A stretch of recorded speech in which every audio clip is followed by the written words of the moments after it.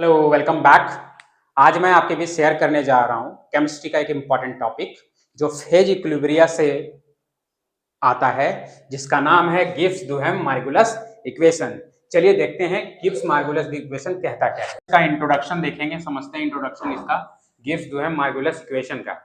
कहता है कि Gibbs Duhem Margules equation is the equation which describes the relationship between change in fugacity and mole fractions of components in a binary mixture at constant temperature and pressure। कहता है कि Gibbs Duhem Margules equation जो है वो एक relation देता है। किसके बीच का रिलेशन? तो फुगासिटी के change in and mole fraction के बीच का रिलेशन। किसका?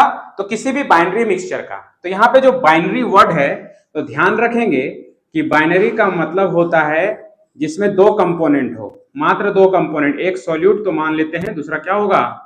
सॉल्वेंट होगा। मोल फ्रैक्शन आपको पता ही है।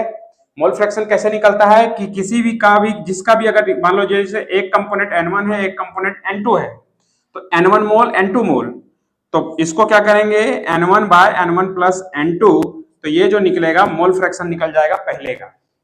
ठीक है, मोल फ्रैक्शन इस तरह निकलता है, ध्यान रखेंगे। बात आएगी फुगासिटी की, तो फुगासिटी और कुछ नहीं, प्रेशर ही है। ठीक है, इसको हम लोग अच्छे से अभी टर्म सीखेंगे। पहले इसका हम लोग इसके बाद देखेंगे इसको डेरिवेशन को, कैसे इसको डिराइव करते हैं और ये कहां से डिराइव होता है। ठीक है, चलिए देखते हैं। चलिए मिलते हैं यहाँ पे, देखते हैं आगे क्या कहता है। तो कहता है कि जो मार्गुलस दुहेम गिब्स दुहेम मार्गुलस इक्वेशन है वो बताता है कि if the fugacity of a component in a non ideal solution. यहाँ पे नॉन आइडियल सॉल्यूशन क्यों लिखा? तो ध्यान रखेंगे फ्यूगैसिटी जो है वो अप्लाई होती है नॉन आइडियल सॉल्यूशन के लिए। ठीक है, तो बात आई कि आइडियल सॉल्यूशन के लिए क्या अप्लाई होगा। तो फ्यूगैसिटी तो मैंने बताया कुछ नहीं, प्रेशर ही है। तो आइडियल सॉल्यूशन के लिए हम लोग पार्शियल प्रेशर को कंसीडर करते हैं और नॉन आइडियल सॉल्यूशन के लिए हम लोग फुगासिटी को कंसीडर करते हैं। ठीक है, ध्यान रखेंगे। चलिए, आइडियल सॉल्यूशन मैंने यहां लिख दिया है, तो और आइडियल सॉल्यूशन ध्यान रखेंगे। यहाँ पे जो फुगासिटी है आप यहाँ पे ब्रैकेट में करके लिख सकते हैं पार्शियल प्रेशर। ठीक है, थोड़ा सा आप करेक्शन कर लोगे। फुगासिटी या फिर partial pressure of a component in an ideal solution और आइडियल सॉल्यूशन इंक्रीजेज। मतलब ये इक्वेशन बताता है कि फुगासिटी अगर किसी सॉल्यूशन नॉन आइडियल सॉल्यूशन के किसी एक कंपोनेंट का अगर बढ़ता है तो दूसरे कंपोनेंट की जो फुगासिटी होगी मस्ट डिक्रीज होगी। मतलब अवश्य वो घटेगा ही घटेगा। क्यों घटेगा? बैलेंस बनाए रखने के लिए। तो वही लिखा हुआ है कि to satisfy the overall thermodynamic constant. Thermodynamic constant का मतलब जो थर्मोडायनेमिक जो कांस्टेंट है उनको सेटिस्फाई करने के लिए एक अगर इंक्रीज करेगा तो दूसरा ऑब्वियस है क्या होगा? डिक्रीज करेगा। यहाँ पे बात आई फुगासिटी, जिसको मैंने बताया कि कुछ नहीं वो प्रेशर ही है। तो देखिए क्या कहता है कि फुगासिटी जो है इफेक्टिव प्रेशर है। क्या है? एक इफेक्टिव प्रेशर जो किसी गैस के द्वारा लगता है। वो भी कैसा गैस ज्यादातर मिलेगा आपको? नॉन आइडियल में, यानी रियल गैसेस के लिए। या फिर इसको कहते हैं स्केपिंग टेंडेंसी। स्केपिंग टेंडेंसी का मतलब गैस की वह टेंडेंसी जिसमें वो सिस्टम से बाहर आना चाहता है। ठीक है, या फिर फुगासिटी को आप करेक्टेड प्रेशर भी कह सकते हैं। अब हम लोग यहाँ पे देखेंगे कि Gibbs Duhem Margules equation derive कैसे होता है। तो यहाँ Gibbs Duhem Margules equation is derived, जो गिब्स दुहेम मार्गुलस इक्वेशन है वो जो डिराइव्ड होता है, derived from Gibbs Duhem equation. ये जो डिराइव होगा कैसे होगा? गिब्स दुहेम इक्वेशन से होगा। ठीक है, ये ध्यान रखेंगे कैसे होगा? गिब्स दुहेम इक्वेशन से होगा। अब हम लोग पहले ये देखेंगे कि बाइनरी मिक्सचर के लिए गिब्स दुहेम का इक्वेशन होता क्या है। जब इसको देखेंगे उसके बाद हम लोग इसका डेरिवेशन कर लेंगे, जो बहुत ही आसान है। आई होप आपको जरूर समझ आएगा। चलिए अब हम लोग देखते हैं गिब्स दुहेम मार्गुलस इक्वेशन का derivation with the help of Gibbs Duhem equation. चलिए देखते हैं। कहता है derivation of Gibbs Duhem Margules equation with the help of Gibbs-Duhem equation जैसा कि कहता है एज वी हैव, जैसा कि हमारे पास है गिव्स to have equation for binary mixture, मतलब गिव्स to have equation binary mixture के का क्या है, क्योंकि उसको जब तक नहीं जानेंगे तब तक हम गिव्स टू हैव मॉड्यूलस इक्वेशन को डिराइव नहीं कर सकते। तो देखते हैं क्या है। तो कहता है कि n1 differentiation of μ1 plus n2 differentiation of μ2 बराबर 0। इसको हम लोग माने इक्वेशन नंबर 1। क्यों? क्योंकि सारा खेल इसी से होगा। वैसे तो गिव्स टू हैव इक्वेशन जो है वो कह सकते हैं कि इसको मॉडिफाई कर दिया गया केमिकल पोटेंशियल को हटा के, क्योंकि हम लोग देखे थे कि गिव्स जो है मॉड्यूलस इक्वेशन क्या है, रिलेशन है किसका, तो फुगैसिटी और मोल फ्रैक्शन का। तो यहाँ पे भी आप कह सकते हैं कि ये रिलेशन किसका है, केमिकल पोटेंशियल और मोल फ्रैक्शन का। अभी भले ही मोल में है, हम लोग इसको भी मोल फ्रैक्शन में लाएंगे। ठीक है, तो वही चीज देखिए, कह रहा है n1 क्या है, मोल्स ऑफ कंपोनेंट 1, n2 क्या है, मोल्स ऑफ कंपोनेंट 2, क्योंकि बाइनरी मिक्सचर है तो दो कंपोनेंट होगा। μ1 क्या है, chemical potential of component 1, and μ2 क्या है, केमिकल पोटेंशियल ऑफ कंपोनेंट 2। ठीक है, यहाँ पे आप बार बार टर्म सुन रहे होंगे, केमिकल पोटेंशियल, केमिकल पोटेंशियल। तो केमिकल पोटेंशियल क्या है, तो केमिकल पोटेंशियल और कुछ नहीं, ये एक ऐसी क्वांटिटी है जो डिस्क्राइब करता है कि कैसे कोई कंपोनेंट एक फेज से दूसरे फेज में ट्रांजिशन होता है। उसी को मैंने यहाँ पे लिखा है, याद रखेंगे कि केमिकल पोटेंशियल क्या है। तो कहता है कि अ क्वांटिटी दैट डिस्क्राइब्स और measures the energy contribution of a component in a mixture when it transitions between phases। जब वो ट्रांजिशंस होता है फेजेस के बिटवीन में, तो उसमें जो एनर्जी का कंट्रीब्यूशन होता है कंपोनेंट का, उसी को कहते हैं केमिकल पोटेंशियल। तो ये तो रहा गिव्स टू हैव इक्वेशन। अब हम लोग यहाँ पे पोटेंशियल को हटाएंगे, केमिकल पोटेंशियल को, और वहां पर लेकर आएंगे फुगैसिटी। चलिए देखते हैं इसको। चलिए देखते हैं यहाँ पे, now dividing equation 1 by n1 plus n2 we have we get. कहता है कि हम लोग अब क्या है, इक्वेशन 1 जो हमारा था, equation 1 n1 D μ1 plus n2 D μ2 बराबर, जो मेरा ये 0 था, अब इसी में हम लोग क्या कर रहे हैं, n1 प्लस n2 यानी मोल्स को, जो मोल्स का सम करके डिवाइड कर देंगे दोनों में। ऐसा इसलिए क्योंकि गिव्स टू हैव इक्वेशन भी जो है वो केमिकल पोटेंशियल और मोल फ्रैक्शन का रिलेशन होता है। ठीक है, इसलिए हम लोग उसको डिवाइड करेंगे। तो देखिए यहाँ पे हमने डिवाइड किया n2 ऐसे किया, तो ये क्या है, मोल फ्रैक्शन है किसका, तो फर्स्ट कंपोनेंट का, और ये किसका, सेकंड कंपोनेंट का। तो हमने लिखा x1 D μ1 plus x2 D μ2 बराबर 0, और इसको मान लिए हम लोग सेकंड इक्वेशन। ठीक है, उसके बाद कहता है कि यहाँ पे वेयर, जहां पर x1 क्या है, मोल फ्रैक्शन ऑफ कंपोनेंट 1, x2 क्या है, मोल फ्रैक्शन ऑफ कंपोनेंट 2। ठीक है, कहता है कि here if temperature and pressure are taken to be constant. जैसे क्या है कि गिव्स टू हैव इक्वेशन जो है उसमें केमिकल पोटेंशियल जो है वो तीन चीजों पे डिपेंड करता है। ठीक है, एक मोल फ्रैक्शन, एक टेम्परेचर और प्रेशर, लेकिन उस कंडीशन में हम लोग यहाँ पे क्या कर रहे हैं, टेम्परेचर और प्रेशर को कांस्टेंट लेंगे। कांस्टेंट लेने के बाद क्या होगा वो अब चलिए देखते हैं। The chemical potential must satisfy, क्या होता है हम लोग अभी जस्ट देखेंगे। ठीक है, चलिए देखते हैं। चलिए यहाँ पे जो है differentiation of chemical potential of first component बराबर differentiation of chemical potential with respect to differentiation of mole fraction of first component, मतलब इसको हम डिफरेंशिएट कर रहे हैं मोल फ्रैक्शन फर्स्ट कंपोनेंट के रिस्पेक्ट में। ठीक है, एट कांस्टेंट टेम्परेचर प्रेशर। उसी तरह सेकंड कंपोनेंट के केमिकल पोटेंशियल को डिफरेंशिएट कर रहे हैं उसके मोल फ्रैक्शन के रिस्पेक्ट में। ठीक है, एट कांस्टेंट टेम्परेचर प्रेशर। अब क्या है कि ये जो हमारा केमिकल पोटेंशियल का जो डाटा है μ1 और μ2 का, उसको हम लोग पुट कर देंगे इक्वेशन जो है 2 में। ठीक है, अब इक्वेशन 2 क्या था, तो सिंपल है, फिर से मैं रिकॉग्नाइज आपको रिकॉल कर दे रहा हूं कि मेरा जो था पहला जो सेकंड इक्वेशन था वो ये था। ठीक है, अब इसी में जो डी μ1 डी μ2 जो है उसकी डाटा को मैंने यहाँ पुट कर दिया। ठीक है, देखिए ये पुट किया हुआ है। अब जैसे ये मैं पुट कर दिया, इसको मैंने मान लिया इक्वेशन नंबर 3। ठीक है, अब इसे मान लिया गया इक्वेशन नंबर 3। अब हम लोग चलते हैं, क्योंकि हमको जो है केमिकल पोटेंशियल को हटाना है और वहां पे फुगैसिटी लाना है। ठीक, तो कैसे लाएंगे, अब स्टेप बढ़ेंगे हम लोग। तो कहता है कि since we know that sum of mole fraction is equal to 1। ये तो क्लास 12 से ही हम लोग सबको पढ़ते आ रहे हैं और उससे प्रीवियस क्लासेस में बहुत जगह बताया जाता है कि मोल फ्रैक्शन का जब भी सम करते हैं तो हमेशा वो 1 देता है। इसको हम लोग मान लिए इक्वेशन नंबर 4, याद रखेंगे। अब जैसे इक्वेशन नंबर 4 मान लिया, अब इसको फिर हम डिफरेंशिएट करेंगे, ठीक है। चलिए देखते हैं डिफरेंशिएशन इसका। अब जैसे ही इक्वेशन नंबर 4 को डिफरेंशिएट करेंगे तो यहाँ पे हम लोग लिखते भी हैं वर्ड में डिफरेंशिएटिंग, यहाँ लिख दीजिए वर्ड एक, नाउ डिफरेंशिएटिंग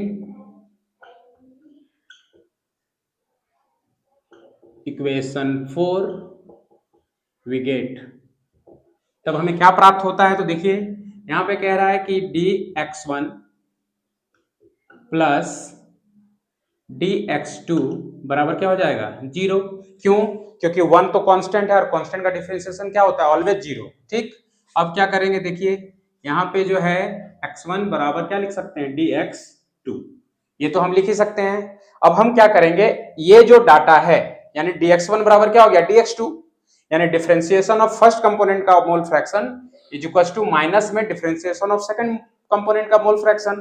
तो इसमें से किसी एक को एलिमिनेट कर देंगे, या तो dx1 को या तो dx2 को। चलिए हम लोग किसी एक को एलिमिनेट करके पुट कर देते हैं इक्वेशन नंबर 3 में।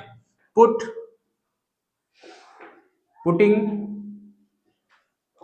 द वैल्यू ऑफ dx1 बराबर माइनस dx2 इन इक्वेशन 3। अब इक्वेशन 3 में हम जैसे इसको पुट करेंगे तब देखिए क्या होता है। चलिए हम लोग पुट करते हैं, यहां लिखते हैं हम लोग x1 du1 by dx1 at constant temperature pressure. dx1 के जगह पे हम लोग लिख दिए अब dx2। ध्यान रखेंगे साइन हमारे पास है माइनस, ठीक है, ध्यान रखेंगे। उसके बाद plus x2 du2 divided by dx2 eight constant temperature pressure dx2 बराबर क्या है हमारे पास 0। बराबर क्या है 0। अब क्या करेंगे, बस अब सॉल्व करना है, हमारा धीरे धीरे आंसर आ जाएगा।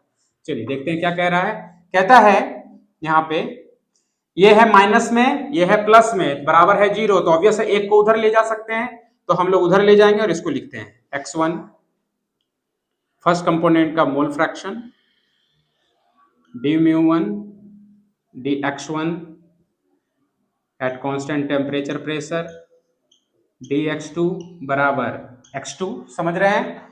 नेक्स्ट du2 dx2 और ये हो गया आपका dx2 eight constant temperature and pressure. ठीक, अब देख रहे होंगे कि ये वाली डाटा को हम लोग यहां से काट सकते हैं, ठीक है, इस चीज को हम क्या कर सकते हैं काट सकते हैं, ठीक है।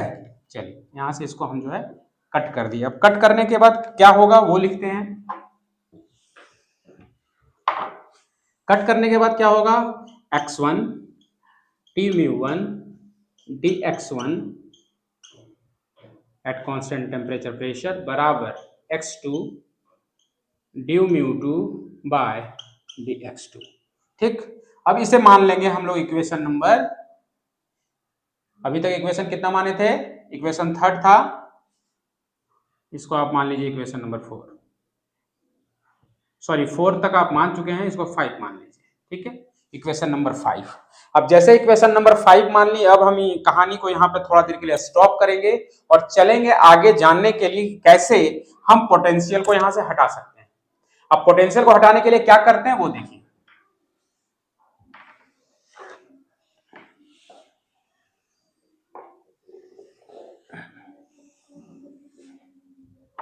चलिए, since we have mu I बराबर mu not I plus RT ln Fi, ठीक, ये एक रिलेशन है केमिकल पोटेंशियल और फ्यूगासिटी के बीच का, ठीक है। यहाँ पे जो I है वो बता रहा ith कंपोनेंट, बट हमारे पास तो बाइनरी मिक्सचर है, तो हम लोग इस बाइनरी मिक्सचर है तो 1 और 2 कंपोनेंट का हम लोग सिमिलरली लिख लेंगे। वी हैव एक जनरल फॉर्मूला, ध्यान रखेंगे क्या है जनरल फॉर्मूला। किसका जनरल फॉर्मूला के मतलब जनरल रिलेशन है किसके बीच, पोटेंशियल और केमिकल पोटेंशियल और फुगैसिटी के बीच, ठीक है। तो लिखते हैं हम लोग here for the first component, for the component 1 μ1 बराबर μ0 प्लस RT ln F1, ठीक। सिमिलरली μ2 बराबर μ2 not plus RT ln F2, ठीक है। अब हम लोग क्या करेंगे, इसको डिफरेंशिएट कर देंगे। किसी एक को करते हैं, सिमिलरली हम लोग μ2 का भी लिख देंगे। समझ गए? किसके रिस्पेक्ट में करेंगे? मोल फ्रैक्शन के रिस्पेक्ट में, क्योंकि वेरिएबल हम लोग उसी को बना रहे हैं, तो हम लोग उसके रिस्पेक्ट में इसमें डिफरेंशिएट कर रहे हैं, जहां पे टेम्परेचर प्रेशर हमारा क्या रहेगा, कांस्टेंट रहेगा। चलिए देखते हैं, किसी एक को उठाते हैं, इसको मान लीजिए आप 6, इसको मान लीजिए आप 7, ठीक है। चलिए लिखते हैं फिर से, कहता है now differentiating the equation 6 we get, अब क्या प्राप्त होगा हम लोग अभी देखते हैं। चलिए यहाँ पे कह रहा है 6 जैसे डिफरेंशिएट करेंगे क्या होगा हमारा, किसके रिस्पेक्ट में कर रहे हैं, उसी के मोल फ्रैक्शन के रिस्पेक्ट में, ठीक है, ध्यान रखेंगे। हो गया बराबर, अब ये क्या है, कांस्टेंट है, तो ये क्या हो जाएगा 0। RT R और T मेरा कांस्टेंट है, इसको बाहर करिए। उसके बाद ln F, तो यहाँ पे हो गया डिफरेंशिएशन ऑफ dx1, यहाँ हो गया ln F1, ठीक है। चलिए समझ गए। सिमिलरली इसी चीज को दोबारा लिख लीजिए, सिमिलरली फॉर इक्वेशन 7 के लिए क्या होगा, तो 7 के लिए बस कुछ नहीं करना है, वही चीज उतार देना है कि मेरा हो जाएगा dμ2 डिवाइडेड बाय dx2 बराबर RT d ln F2 divided by dx2। यहां तक समझ आया जरूर आपको। चलिए अब देखते हैं आगे। तो हमारे पास जो 5 इक्वेशन था, अब उसमें इस डाटा को पुट कर देंगे। समझ रहे क्या बोल रहे हैं, ध्यान रखिएगा। कहता है now putting the value of dμ1 dx1 and dμ2 dx2 in equation 5 we get, तो हमें प्राप्त होगा x1 d ln f1 by dx1। Temperature pressure constant है, आपको पता ही है। ऐसे आप लिखना चाहेंगे तो RT लिख सकते हैं, यहाँ पे कोई दिक्कत नहीं है, आप लिख दीजिए। ये हो गया x1 और यहाँ हो गया RT, ठीक है, बराबर x2 RT d ln F2 by dx2, ठीक। RT यहाँ से क्या हो गया, कैंसिल आउट हो गया, और कैंसिल जब आउट हो गया तब देखिए हमें क्या प्राप्त होता है। x1 ये हमें प्राप्त हुआ x1 d ln F1 divided by dx1 constant temperature pressure बराबर x2 d ln F2 divided by dx2 eight constant temperature and pressure. और ये जो हमने लिखा आप मिला के देखिए, यहां पे मेरा क्या था, केमिकल पोटेंशियल, लेकिन अब क्या आ गया है, फुगैसिटी। और इसी को कहते हैं this is the required Gibbs Duhem Margules equation, ठीक है। यहां तक आपको समझ आ गया होगा। अब क्या है, अगर हम फुगैसिटी के जगह पे पार्शियल प्रेशर रख दें, पी प्रेशर यानी पी का टर्म लग, क्या है यहाँ पे कि अगर फुगैसिटी के जगह पे पार्शियल प्रेशर रख दें तो ये हो जाएगा एक आइडियल सॉल्यूशन का इक्वेशन, कहलाएगा गिब्स डुहैम मार्गुलस इक्वेशन ही, लेकिन किसके लिए कहलाएगा, तो आइडियल सॉल्यूशन के लिए, लेकिन ये किसके लिए है? नॉन आइडियल सॉल्यूशन के लिए। तो ध्यान रखेंगे, ये हमारा रहा बाइनरी मिक्सचर का गिब्स डुहैम मार्गुलस इक्वेशन जो हमने डिराइव किया। आई होप आपको समझ आया होगा। तो मेरे चैनल को प्लीज ज्यादा से ज्यादा लाइक शेयर सब्सक्राइब करें। Thank you.